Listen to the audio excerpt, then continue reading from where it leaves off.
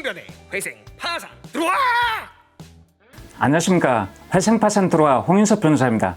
앞전 동영상이 올린 면책 불허가 사유 일부에 이어 오늘 또 실무에서 많이 활용되고 있는 중요한 개인파산 면책 불허가 사유들을 알려드리겠습니다. 개인파산 신청 사건에서 면책 불허가 사유는 매우 중요합니다. 왜냐하면 파산관제인은 채무자에게 면책 불허가 사유가 있는지를 조사하여 법원에 보고하고 있고, 채권자들도 채무자의 면책을 불허가해 달라고 가끔 이의 신청을 하고 있고, 법원은 채무자에게 면책 불허가 사유가 없을 때 최종 면책 결정을 내리기 때문입니다. 실무적으로 많이 활용되는 중요한 면책 불허가 사유들을 알려드리겠습니다. 구독. 첫째, 과다한 낭비나 도박, 기타 사행행위 등을 하여 현저히 재산을 감소시키거나 과대한 채무를 부담하는 행위를 하면 면책 불허가 사유가 됩니다. 과다한 낭비, 도박, 기타 사행행위를 하여 재산을 많이 감소시키거나 채무를 많이 부담하게 되면 면책 불허가 사유가 된다는 것입니다. 낭비란 사회통념을 벗어나는 과다한 소비적 지출 행위를 말합니다. 채무자의 사회적 지위, 직업, 영업상태, 생활수준, 수지상황, 자산상태 등에 비추어 사회통념을 벗어나는 과다한 소비적 지출 행위를 하면 낭비가 되죠. 채무자 중에서 채무는 많고 재산과 소득은 거의 없는데도 개인파산 면책 신청서를 법원에 접수하기 석 달 전에 신용카드 대출금이나 은행 대출금을 이용해서 그 돈으로 수백만 원 되는 고가의 명품 가방을 2개씩이나 사서 갖고 있는 경우를 발견한 적이 있습니다. 이런 경우는 과다한 낭비에 해당하므로 면책 불허가 사유가 될 수 있습니다. 구독. 도박은 우연한 승패에 관하여 재물이나 재산상의 이익을 걸고 서로 승부를 다투는 행위를 말합니다. 노름이라고 말하죠. 주변에서 흔히 볼 수 있는 도박은 돈을 걸고 고스톱 화토를 치거나 포커 카드놀이를 하는 것입니다. 도박을 소재로 한 영화 타짜를 본 적이 있는데요. 어느 도박꾼이 다른 도박꾼에게 속임수 도박을 한다며 도끼로 손목을 자르겠다고 위협하는 장면이 기억납니다. 도박은 돈을 걸고 화투나 카드 게임을 하는 것뿐만 아니라 돈을 걸고 경마나 경륜을 하거나 카지노에 출입하여 빠찡코나 슬롯머신 등을 하는 것도 도박으로 봅니다. 도박은 사행행위입니다. 사행행위란 우연한 이익을 얻고자 요행을 바라거나 일확천금 횡재를 꿈꾸는 행위를 말합니다. 도박을 하여 재산을 현저하게 감소시키거나 많은 채무를 부담하게 되면 면책 불허가 사유가 됩니다. 최근 화제가 되었던 주식과 가상화폐에 대해서도 말씀드리겠습니다. 주식 거래 행위와 가상화폐 거래 행위도 사행행위에 해당하여 면책 불허가 사유가 될까요? 주식 거래 행위는 가상화폐 거래 행위와 다른 특성이 있지만 투기 목적의 주식 거래 행위는 사행행위에 해당될 수 있습니다. 다만 주식 거래 행위가 투기인지 투자인지 그 구분이 모호하다는 의견도 있습니다. 투기가 아니라 투자에 해당한다면 사행행위가 아닐 수도 있겠지요. 그렇지만 가상화폐 거래 행위는 투기 목적의 사행행위에 해당합니다. 가상화폐 거래 행위는 투기 목적의 거래 행위이고 실제 거래되는 화폐를 대상으로 하는 것도 아니고 배당을 받는 것도 아니고 우연한 이익을 얻고자 요행을 바라는 성질이 많으므로 사행행위에 해당합니다. 채무자회생법에서는 주식 거래 행위나 가상화폐 거래 행위를 아직까지는 사행행위에 해당되는 것으로 해석하고 있으므로 주식 거래 행위나 가상화폐 거래 행위를 하여 재산을 현저히 감소시키거나 과다한 채무를 부담하게 되면 면책 불허가 사유가 될 수 있습니다. 다만 재량 면책을 받는 경우가 많겠지요. 채무자의 행위가 과다한 낭비 행위나 도박 등의 사행행위에 해당한다고 하여 법원에서 면책 불허가 사유를 인정한 사례를 알려드리겠습니다. 채무자가 2억 원 정도를 횡령한 후 그 돈 중 일부를 경마, 경륜에 사용한 경우에 이 규정에 해당하여 면책 불허가 사유에 해당한다고 보았고, 채무자가 별다른 재산이 없고 실직 상태임에도 불구하고 주식 투자에 1억 3,300만 원이라는 많은 돈을 사용하였을 뿐만 아니라 채무자의 채무 대부분이 주식 투자 자금으로 사용되었고, 또한 주식 투자 자금으로 사용하기에 대출받은 돈을 갚기에 발생한 것이므로 이 규정에 해당하여 면책 불허가 사유에 해당한다고 인정한 사실이 있습니다. 구독. 둘째, 채무자의 설명 의무 위반 행위는 면책 불허가 사유에 해당합니다. 설명 의무 위반 행위란 채무자가 파산 관제인 등에게 정당한 사유 없이 설명을 하지 아니하거나 허위의 설명을 하는 것을 말합니다.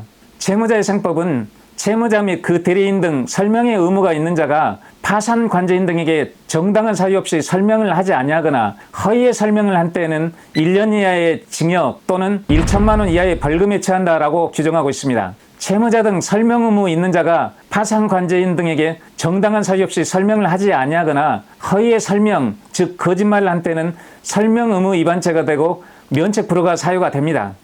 개인 파산 절차에서 채무자는 파산 관제인에게 파산에 관하여 필요한 설명을 할 의무가 있습니다. 파산에 관하여 필요한 설명이란 파산에 이른 사정, 파산재단, 파산채권, 재단채권, 부인권, 환치권, 별채권, 상계권, 기타 파산관제 업무에 필요한 일체의 사항에 미칩니다. 여기에 설명은 자료 제출까지도 포함합니다. 채무자가 파산관제인에게 거짓말하거나 정당한 사유 없이 설명을 하지 않거나 제출해달라는 서류를 제출하지 않으면 면책 불허가 사유가 될 수 있습니다. 일단 설명 의무 위반을 하면 면책 불허가 사유에 해당하고 설명 의무 위반을 범한 채무자가 그 후에 법원에 그 사실을 설명하거나 자료를 제출한 때에도 면책 불허가 사유가 존재하면 변함이 없고 다만 재량 면책에서 고려할 수 있으니 주의해야 합니다. 파산관제인은 여러 사람들과 면담을 해본 경험이 많고 제출된 자료도 검토하기 때문에 채무자가 거짓말을 하면 눈치챕니다. 파산관제인을 100% 완벽하게 속이는 것이 가능하다면 몰라도 그렇지 않은 이상 속이려고 하지 않는 것이 좋습니다. 법원에서 채무자의 설명 의무 위반 행위를 면책 불허가 사유로 인정한 사례를 알려드리겠습니다. 채무자가 현재 배우자가 분양받은 아파트에 거주하고 있고 채무자가 부채 초과 상태에 이른 후에도 배우자가 경매 절차에서 임야를 경락받기도 한 경우에 법원은 파산관제인이 배우자의 경제활동 내역, 아파트 분양 대금의 출처, 임야를 경락받은 경위와 자금 출처에 대하여 설명을 요구하였음에도 불구하고 채무자가 이에 불응한 경우에 이를 설명 의무 위반으로서 면책 불허가 사유에 해당한다고 보았습니다. 셋째, 채무자가 신용거래로 구입한 상품을 헐값으로 처분하면 면책 불허가 사유가 되고 과태파산죄가 됩니다. 신용거래란 신용카드를 사용하여 물건을 구입한 경우처럼 대금을 후불로 지불하는 방식의 거래를 말합니다. 법원은 채무자가 신용카드를 사용하여 마트에서 상품을 구입한 후 곧바로 할인하여 헐값으로 매각하는 방법으로 2억 9천만 원의 금원을 마련한 경우에 면책 불허가 사유에 해당한다고 인정한 적이 있습니다. 구독. 넷째, 채무자가 자기 자신이 지급불능 상태, 즉 부채 초과 상태에 있음을 알고 있고 담보를 제공해야 할 의무도 없고 채무 변제기도 도래하지 않았는데도 불구하고 어느 특정한 채권자에게만 담보를 제공하거나 채무를 변제한다면 면책 불허가 사유가 되고 과태파산죄가 됩니다. 이것을 비본지 행위라고 합니다. 비본지 행위란 채무의 내용에 따르지 않은 행위를 말합니다. 예를 들면 변제기가 도래하지 않았는데도 불구하고 변제하는 행위를 말합니다. 부채 초과 상태는 부채가 재산보다 더 많은 상태를 말합니다. 채무자가 비본지 행위에 해당하는 행위를 하여 법원에서 면책 불허가 사유로 인정한 사례를 알려드리겠습니다. 법원은 채무자가 지급불능 상태, 즉 부채 초과 상태에서 채권자 중 한 명에게 채무자 소유 부동산 지분의 근저당권을 설정해 준 경우에 이 면책 불허가 사유에 해당한다고 보았고 채무자가 부채 초과 상태에서 채무 변제조로 부친에게 상가 임대차 보증금 반환 채권을 양도한 사례의 경우에 이 면책 불허가 사유에 해당한다고 보았습니다. 다섯째, 채무자가 파산 선고 전 1년 이내에 지급불능 상태, 즉 부채 초과 상태임에도 불구하고 부채 초과 상태임을 속이거나 감추고 신용대출을 받거나 돈을 차입하는 행위를 하면 면책 불허가 사유가 됩니다. 채무자가 이 규정에 해당하는 행위를 하여 법원에서 면책 불허가 사유로 인정한 사례를 알려드리겠습니다. 채무자가 파산 선고 전 1년 이내에 이미 감당할 수 없는 과도한 채무를 부담하고 있는 등 지급불능의 상태에 있음에도 불구하고 이를 숨기고 자신의 연간 소득이 연 5천만 원에 이른다고 거짓말하여 금전대출을 받은 행위를 면책 불허가 사유에 해당한다고 인정한 적이 있습니다. 법원은 속칭 카드깡 행위도 이 면책 불허가 행위에 해당한다고 보고 있습니다. 카드깡이란 실제로는 재화나 용역의 구입 없이 신용카드로 결제하고 현금을 수령하는 행위를 말합니다. 속칭 카드깡 행위도 부채 초과 상태에 있음을 속이거나 감추고 신용거래로 재산을 취득한 것이므로 면책 불허가 사유가 된다는 것이죠. 여섯째, 채무자가 허위의 채권자 목록을 제출하거나 재산 상태에 관하여 법원에 허위의 진술을 하는 행위는 면책 불허가 사유에 해당합니다. 채무자가 이 규정에 해당하는 행위를 하여 법원에서 면책 불허가 사유로 인정한 사례를 알려드리겠습니다. 채무자가 배우자 명의의 임차보증금 4억 5천만 원의 임차주택에 거주하고 있고 이 임차주택은 사실상 채무자의 소유로 밝혀졌으며 그럼에도 채무자가 임차보증금이 1억 원으로 기재된 허위의 임대차 계약서를 법원에 제출한 경우에 법원은 이 규정을 적용하여 면책 불허가 사유에 해당한다고 보았습니다.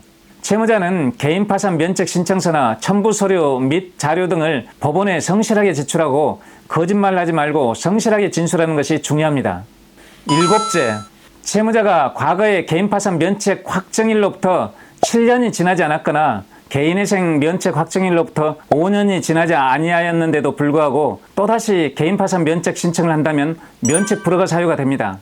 과거에 면책 결정을 받은 적이 있다면 좀 더 기다렸다가 개인 파산 면책 확정일로부터는 7년이 경과한 후에 개인회생 면책 확정일로부터는 5년이 경과한 후에 개인 파산 면책 신청을 하는 것이 중요합니다. 여덟째, 채무자가 채무자회생법에서 정하는 채무자의 의무를 위반한 때에는 면책 불허가 사유에 해당됩니다. 채무자가 채무자회생법에서 정하는 채무자의 의무를 위반한 행위를 하여 법원에서 면책 불허가 사유로 인정한 사례를 알려드리겠습니다.